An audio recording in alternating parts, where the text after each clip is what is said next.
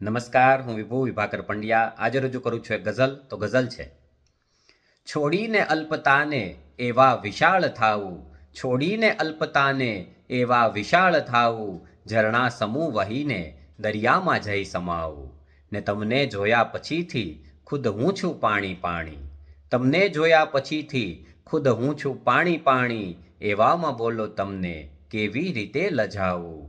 ને લાયક મળે કે તરત જ ચરણોમાં પણ પડી જવું, લાયક મળે કે તરત જ ચરણોમાં પણ પડી જવું, બાકી મગધરાઓને માથું એ ના નમાવું.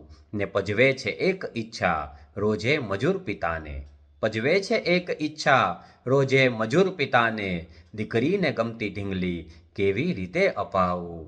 ને દુનિયામાં સૌથી મોટું દુઃખ એ જ છે વિભુ કે, દુનિયામાં સૌથી મોટું દુઃખ એ જ છે વિભુ કે, પંખી બની જન્મવું ને પાંખનું કપાવું. છોડીને અલ્પતાને એવા વિશાળ થાવું, ઝરણા સમૂહ વહીને દરિયામાં જઈ સમાવું. ખૂબ ખૂબ આભાર.